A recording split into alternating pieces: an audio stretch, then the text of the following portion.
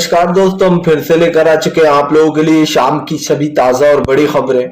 फटाफट अंदाज में एक एक कर बताएंगे आपको आज देश और दुनिया से क्या बड़ी खबरें निकलकर सामने आ रही हैं। लेकिन उससे पहले दोस्तों एक नजर डालेंगे सुर्खियों पर। आपको बता दें दोस्तों, प्रधानमंत्री नरेंद्र मोदी के ऊपर आम आदमी पार्टी ने बोला बड़ा हमला। बोले गुजरात चुनाव की तारीख से डर गई बीजेपी, नहीं किया एक साथ। दोस्तों आपको बता दें, हिमाचल और गुजरात की चुनाव की तारीखों का ऐलान, सिर्फ हिमाचल की तारीखों का ऐलान हुआ, गुजरात का नहीं। अब आप मोदी सरकार की चाल समझिए, बताएंगे क्या है पूरा मामला। वहीं पर अगली बड़ी खबर में हम आपको बताएंगे राहुल गांधी की भारत जोड़ो यात्रा से बौखलाई बीजेपी ने शुरू कर दिए दोस्तों राहुल गांधी के खिलाफ साजिशें चलना। बताएंगे क्या कुछ मामला निकलकर सामने आया। वहीं पर किसानों का एक बार फिर से योगी और मोदी के खिलाफ हल्ला बोल, ग्रेटर नोएडा में लगे जमकर मोदी मुर्दाबाद के नारे। वहीं पर अगली बड़ी खबर में हम आपको बताएंगे प्रियंका गांधी ने हिमाचल में भरी हुंकार, बीजेपी डर गई है यहां के स्वतंत्र सेनानियों से। जी हां, प्रियंका ने कहा पूरे हिमाचल की संस्कृति को बीजेपी ने किया बर्बाद। वहीं पर अगली बड़ी खबर में हम आपको बताएंगे दोस्तों, आपको बता दें गुरुग्राम सुल्तानपुर हिंसा के ऊपर सुल्तानपुर हिंसा में जो हिंसा हुई थी दोस्तों सुल्तानपुर में, उसको लेकर एक तरफा कार्रवाई हो रही है। जमीयत उल हिंद भड़का, लिखा योगी आदित्यनाथ को पत्र, इसके बारे में बताएंगे। वहीं पर अगली बड़ी खबर में हम आपको बताएंगे दोस्तों, हरियाणा गुरुग्राम मस्जिद वाले मामले पर भड़के असदुद्दीन ओवैसी। बोले देश में नफरत फैलाई जा रही, मुसलमानों को मस्जिद से निकालकर पीटा गया है, नमाजियों को जमकर भड़कते हुए नजर आ रहा है इस मामले पर। वहीं पर अगली बड़ी खबर में हम आपको बताएंगे दोस्तों, बीजेपी नेताओं के ऊपर भड़के। आपको बता दें रविश कुमार सर बोले बीजेपी के नेताओं के मुंह में जबान नहीं, बल्कि दोस्तों आप समझिए नफरत चल रही है। एक कहता है कि मुस्लिम महिलाओं से मुस्लिम महिलाएं मेहंदी न लगवाएं, दूसरा कहता है कि इनको बायकॉट करो, इनसे कोई सामान मत खरीदना, तीसरी के जो है मोहम्मद पैगंबर के बारे में भद्र टिप्पणियां करती है। आप समझिए ऐसे ऐसे नेता पाल रखे बीजेपी ने, इसके बारे में भी बताएंगे। वहीं पर अगली बड़ी खबर में हम आपको बताएंगे दोस्तों, हिमाचल में 12 नवंबर को होंगे चुनाव, लेकिन गुजरात की तारीखों को नहीं किया गया अब तक सार्वजनिक। बताएंगे क्या है मामला। तो सारी खबरें फटाफट अंदाज में देंगे, एक एक कर देंगे। फिलहाल सर चलिए बढ़ते हैं सबसे पहली और सबसे बड़े खबर की ओर। आपको बताते दोस्तों, हिमाचल में होंगे 12 नवंबर को चुनाव। जी मतदाता 12 नवंबर को डालेंगे वोट। वोटों के बाद ये साफ हो जाएगा दोस्तों कि हिमाचल में किसकी बनेगी सरकार। आपको बता दें दरअसल भारतीय जनता पार्टी डर गई है। आम आदमी पार्टी ने हिमाचल की तारीखों को लेकर बीजेपी के ऊपर हमला बोला और कांग्रेस ने भी बीजेपी को घेरा है। आपको बता दें आम आदमी पार्टी ने कहा कि नरेंद्र मोदी की सरकार डर गई है, इसीलिए उसने हिमाचल की तारीखों का ऐलान कर दिया, लेकिन गुजरात की तारीखों का ऐलान नहीं किया गया। चुनाव आयोग की शाणपत्ती देखिए दोस्तों कि चुनाव आयोग को अपने आप को देड़ समझता है, देड़ यानी कि देड़ शाणा समझता है। आप देखिए हिमाचल की तारीखों का ऐलान हो जाता है कि 12 नवंबर को चुनाव होगा। सबसे बड़ी बात ये दोस्तों, हमेशा से तो हम यही देखते आए हैं कि एक ही दिन पर चुनाव होते हैं, शायद 5 राज्यों में हो, 6 राज्यों में हो या 10 राज्यों में चुनाव हो। लेकिन दोस्तों इस बार बीजेपी आम आदमी पार्टी से पूरी तरीके से डर गई है। हिमाचल में बीजेपी को लगता है कि हिमाचल में आम आदमी पार्टी का कोई जोर नहीं है, वहां पर पहले चुनाव करा लेते हैं। और देखिए एक बार कहा भी था दोस्तों ये बात कहीं ना कहीं केजरीवाल ने, और वो बात आज सच होती हुई मुझे केजरीवाल की दिखाई दे रही है। आपको पता हो कि दिल्ली में बीजेपी ने बीएमसी चुनाव को टाल दिया था, बहाना लेकर के अभी जो तीनों नगर निगम है उनको एक किया जा रहा है, इसलिए अभी हम चुनाव की तारीखें टालते हैं। उस दिन जो है यहाँ पर आम आदमी पार्टी के केजरीवाल ने कहा था कि बीजेपी का मंच आएगा तो वो किसी दिन लोकसभा चुनाव भी टाल देगी, विधानसभा भी टाल देगी और कहेगी कि बाद में कराएंगे। और दोस्तों चुनाव आयोग उसी के नक्शे कदम पर चल रहा है। क्यों भाई, जब हिमाचल में आप 12 नवंबर को चुनाव करवा रहा हो, वोट मतदाताओं से वोट डलवा रहा हो, तो गुजरात में 12 नवंबर को क्यों नहीं, ये सबसे बड़ा सवाल। दरअसल बीजेपी को अच्छे से पता है कि इस बार गुजरात बीजेपी के हाथ से निकल रहा है और बीजेपी कोई रिस्क नहीं लेना चाहती। भारतीय जनता पार्टी दोस्तों रिस्क ना लेते हुए हिमाचल के चुनाव को अलग तारीख पर करवाएगी। यानी कि दोस्तों आप समझिए हिमाचल में तो 12 नवंबर को चुनाव, लेकिन गुजरात में एक अलग तारीख को होगा चुनाव। और ये जाहिर सी बात है क्योंकि चुनाव आयोग ने खुद कहा कि अभी हम गुजरात की तारीखों का ऐलान जल्द करेंगे। इसे कहते हैं दोस्तों चुनाव आयोग का दोगलापन। आप समझिए, बीजेपी के लिए काम करता है चुनाव आयोग, ये साफ अब तो पता चल ही चुका था, लेकिन आज इस पर मोहर भी लगा दी चुनाव आयोग ने सिर्फ हिमाचल की तारीखें बताकर।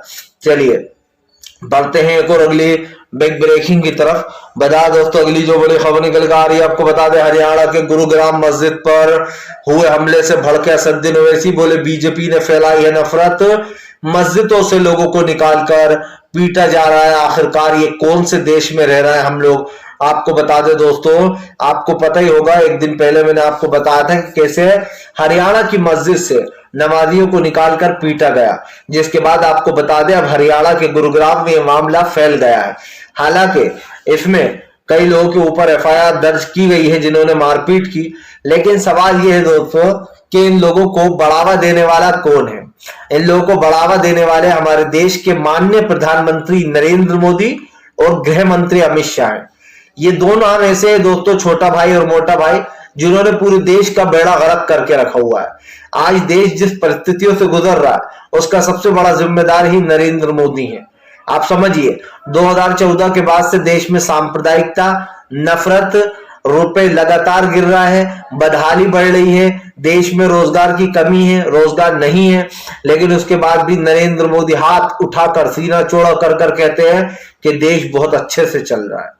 हमें तो पता ही नहीं था कि देश में महंगाई बढ़ जाएगी, बेरोजगारी आ जाएगी और महंगाई इतनी हो जाएगी कि आम आदमी के लिए दोस्तों अपना जीवन व्यतीत करना भी बहुत मुश्किल होगा। उसको भी मोदी जी कहेंगे कि सब कुछ चंगा सी। अगर सब कुछ चंगा सी ये होता है दोस्तों, तो फिर आप समझिए कि मनमोहन सिंह साहब के राज्य में जब 400 की गैस की टंकी थी, 60 रुपए पेट्रोल था और दोस्तों डीजल आप समझते 40-50 रुपए लीटर था, तब मोदी सरकार मनमोहन सिंह सरकार को घेरती थी। लेकिन आज जब खुद ने महंगाई को दोस्तों एक अलग ही स्तर पर पहुंचा दिया है, महंगाई हमारे सर पर नाच रही है, तब मोदी जी कहते हैं कि सब कुछ चंगा सी। आप समझिए हरियाणा में ये जो घटना हुई है, जिस पर ओवैसी सवाल उठा रहा है कि मस्जिद से निकालकर मुसलमानों को मारा जा रहा है, इसके ऊपर सरकार क्या कर रही है। सिंपल सी बात ये, इन लोगों को बढ़ावा देने वाली ये सरकार है दोस्तों।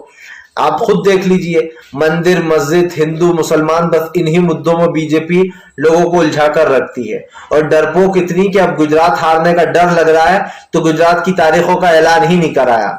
ऐसे तो कल को इनका मन होगा कि लोकसभा चुनाव ही नहीं कराते हैं, हम हार जाएंगे, हम क्यों चुनाव कराएं। और चुनाव आयोग दोस्तों मूर्खों की तरह काम कर रहा है। मैं तो साफ कहूंगा चुनाव आयोग दोस्तों मूर्खों की तरह काम करता है और जनता को सबसे पहली बात यह है कि बेवकूफ बनाया जा रहा है। उनके वोट किस तरीके से नष्ट किए जाते हैं, कैसे ईवीएम पकड़ी जाती है। हरियाणा में हिंदू मुसलमान हो रहा है, लेकिन इस पर कोई भी दबाव नहीं डाला जा रहा बीजेपी की तरफ से।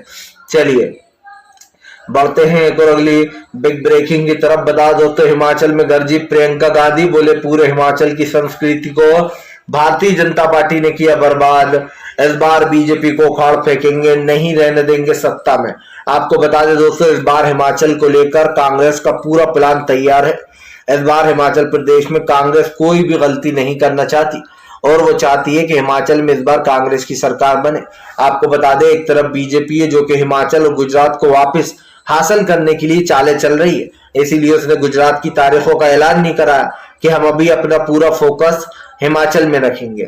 लेकिन दोस्तों आपको बता दें, हर जगह मैंने तो यही देखा है कि एक ही टाइम पर वोट डलते हैं, एक ही तारीखों पर वोट डलते हैं, चाहे वो कितने ही राज्यों में चुनाव हो। लेकिन भारतीय जनता पार्टी बड़ी ही चालाकी से दोस्तों एक राज्य को बचाना चाह रही है और दूसरे राज्य को जीतना चाह रही है, हिमाचल को। लेकिन इस बार प्रियंका गांधी ने ऐलान कर दिया कि सरकार कितनी साजिशें कर ले, हिमाचल की जनता दोबारा मौका नहीं देगी। प्रियंका गांधी ने कहा कि इस बार हिमाचल की जनता जान चुकी है कि नरेंद्र मोदी सिर्फ यहाँ के लोगों को धोखा दे रहा है। और सबसे बड़ी बात यह है दोस्तों कि अभी हाल ही में जब उपचुनाव हुए थे, जब कन्हैया कुमार को यहाँ का भार संभालने को दिया गया था, तो जेपी नड्डा की सारी होशियारी दोस्तों धरी की धरी रह गई थी। क्यों?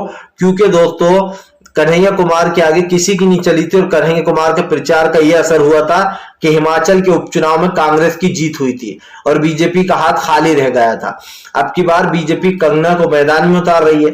आपको पता हो कंगना रावत हिमाचल प्रदेश की रहने वाली है, इसलिए उनसे प्रचार कराया जाएगा। लेकिन सब ये भी जानते हैं कि कंगना रावत बीजेपी की बहुत बड़ी भक्त है।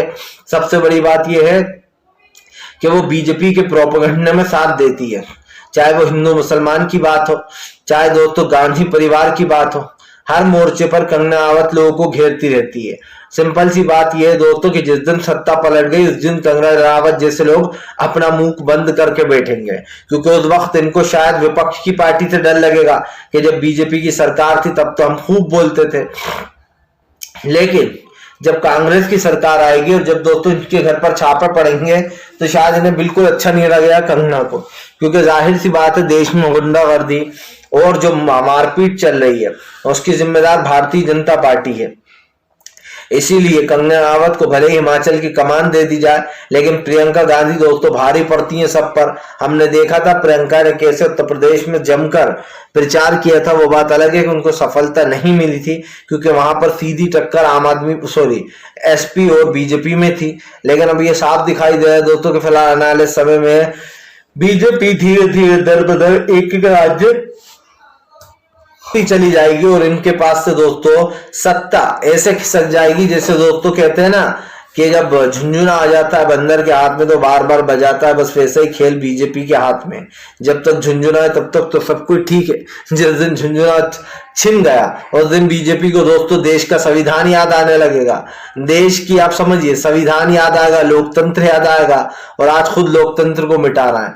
चलिए बढ़ते हैं एक और अगली बिग ब्रेकिंग की तरफ। बता दो तो सुल्तानपुर हिंसा पर एक तरफा कार्रवाई, भड़का जमीयतुल हिंद। जी हाँ, आपको बता दो तो जमीयत ने योगी आदित्यनाथ को पत्र लिखा है। इस पत्र में लिखा गया है कि फिलहाल सुल्तानपुर हिंसा में एक तरफा कार्रवाई हो रही है, सिर्फ मुस्लिम लोगों को ही गिरफ्तार किया जा रहा है और दूसरे पक्ष के जो लोग हैं दोस्तों उनको पूरी तरीके से नजरअंदाज और बचाया जा रहा है।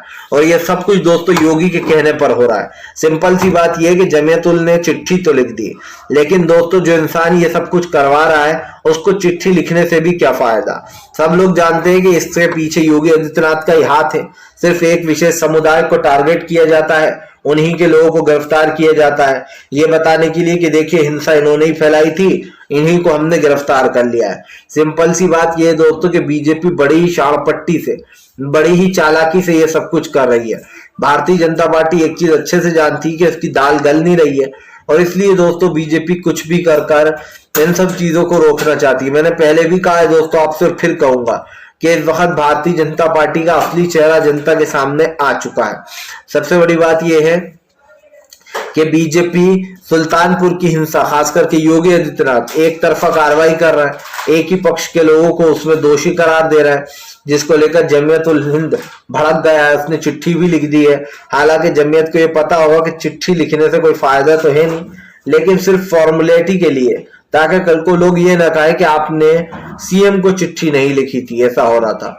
अब चिट्ठी तो लिख दी गई है दोस्तों, लेकिन योगी आदित्यनाथ इस पे एक्शन नहीं लेंगे, ये साफ है।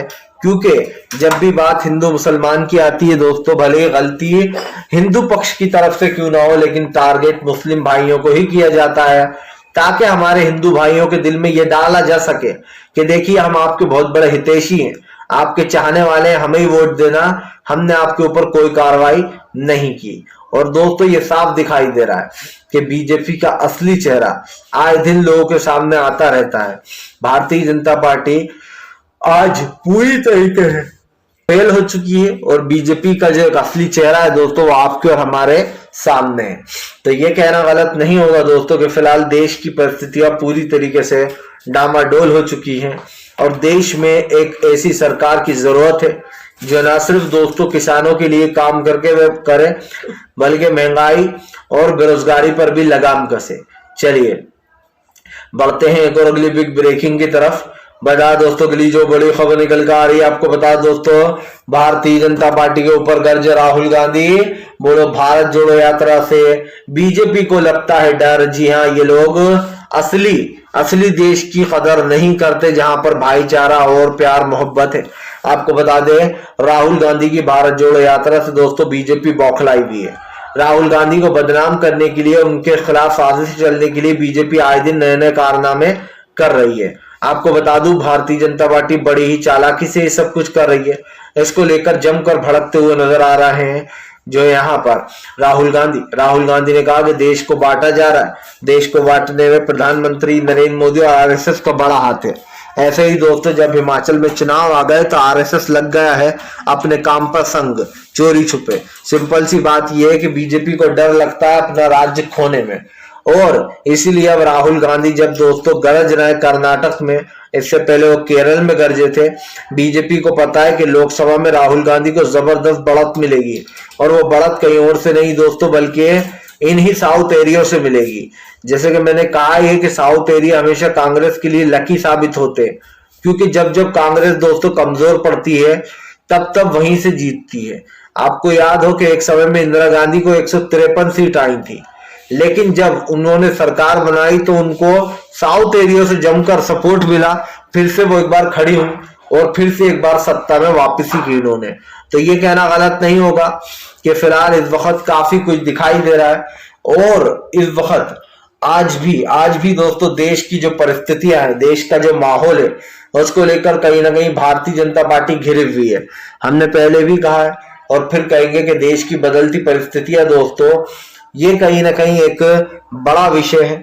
प्रधानमंत्री नरेंद्र मोदी के जो वादे थे, जो दावे थे, वो जनता देख चुकी है। एक बार नहीं 2 बार देख चुकी है। ऐसा तो है नहीं कि नरेंद्र मोदी को सिर्फ 5 साल का मौका मिला। जनता ने विश्वास कर एक और मौका दे दिया कि चलिए 5 साल और देख लेते। आज इस सरकार को 10 साल पूरे हो जाएंगे 2024 में, लेकिन ये सरकार दोस्तों इसने 2024 में 10 साल होने के बावजूद भी ऐसा लगेगा देश को कि जैसे कि कुछ काम नहीं हुआ है। मैंने पहले भी कहा, फिर कहूंगा कि देश में दोस्तों बदलती परिस्थितियां इस बात का सबूत है कि नरेंद्र मोदी को देश के विकास की नहीं बल्कि दोस्तों खुद के विकास की पड़ी थी। इनके मंत्रियों की संपत्तियां बढ़ती जा रही हैं, 3-3, 4-4 गुना बढ़ गई। योगी आदित्यनाथ, केशव प्रसाद मौर्य, उनकी पत्नी और भी बीजेपी के ऐसे दिग्गज नेता, लेकिन इसके बावजूद भी दोस्तों देश का कोई विकास नहीं। सिर्फ खुद का विकास करने के लिए राजनीति में आते हैं लोग, इतनी प्रॉपर्टियां जोड़ लेते हैं, खूब पैसा अन्नाप शन्नाप भर लेते हैं, उसके बाद भी आप समझ सकते हैं कि कहते हैं कि हमारे पास तो कुछ नहीं है। और ये बात साबित होती है दोस्तों कि आज देश में जिस तरीके की सरकार चल रही है उससे तो ऊपर वाला ही बचा है, क्योंकि दोस्तों अगर ऐसी सरकार चलती रही तो पूरा देश बिक जाएगा। पूरा देश आधा तो बिक ही चुका है अडानी और अंबानी को, और आधा जो बचा हुआ है वो प्रधानमंत्री उसकी भी तैयारी कर ही रहा है। तो ये कहना गलत नहीं होगा कि फिलहाल इस सरकार से बचने के लिए कुछ ना कुछ करना होगा। चलिए बढ़ते हैं एक और अगली बिग ब्रेकिंग की तरफ। बता दोस्तों अगली जो बड़ी खबर निकल कर आ रही है, आपको बता दोस्तों भारतीय जनता पार्टी के ऊपर जमकर गरजते हुए नजर आए हैं। जी हाँ दोस्तों, आपको बता दें अरविंद केजरीवाल बोले फिलहाल बीजेपी हमसे डरती है इसीलिए चुनावों से भागती है। आपको बता दें अरविंद केजरीवाल ने बीजेपी को घेरते हुए कहा कि फिलहाल आखिरकार एक साथ तारीखों का ऐलान क्यों नहीं किया जा रहा, क्यों चुनाव आयोग बीजेपी के कहने पर काम कर रहा है। अरविंद केजरीवाल ने कहा कि ये सब कुछ बीजेपी का किया धरा हुआ है, उसने ही चुनाव आयोग से कहा है इन तारीखों को सेट करने में। आपको बता दूं केजरीवाल के आम आदमी पार्टी के नेताओं ने साफ कहा कि फिलहाल हिमाचल और गुजरात की एक साथ तारीखें ना होने का मतलब साफ है कि बीजेपी जो है दोस्तों गुजरात में डर रही है। जहां जहां दोस्तों आम आदमी पार्टी पहुंच जाती है वहां बीजेपी को इतना डर क्यों लगता है। आप देखिए दिल्ली में बीएमसी के चुनाव अब तक नहीं हुए, ये साफ दिखाई दे रहा था कि बीएमसी में बीजेपी करारी हार हो जाएगी, और इसीलिए दोस्तों बीजेपी इतनी बौखलाई हुई है कि बीएमसी के चुनाव ही नहीं करा रही है। सिंपल सी बात यह है कि भारतीय जनता पार्टी को हारने से लगता है डर, लेकिन आखिर दोस्तों कब तक, बकरे की मां कब तक खैर बनाएगी। कहते हैं ना कि एक दिन तो नीचे आएगी, और इसीलिए दोस्तों कहते हैं कि फिलहाल इस वक्त सरकार वही कर रही है कि उनको सत्ता खोने का डर लग रहा है। इस बार बीजेपी समझ गई है कि जनता के असल मुद्दे महंगाई और गरीबी ही हैं। अब हमारा हिंदू मुसलमान कार्ड चलने वाला है नहीं। फिलहाल ऊपर वाला करे कि अब की बार लोग मुद्दों पर ही वोट दे तो बीजेपी का हार न तय। फिलहाल वीडियो अच्छा लगे तो लाइक करें, चैनल पर पहली बार आए सब्सक्राइब करें ताकि आगे भी आपको ऐसे वीडियोस मिलते रहे दोस्तों।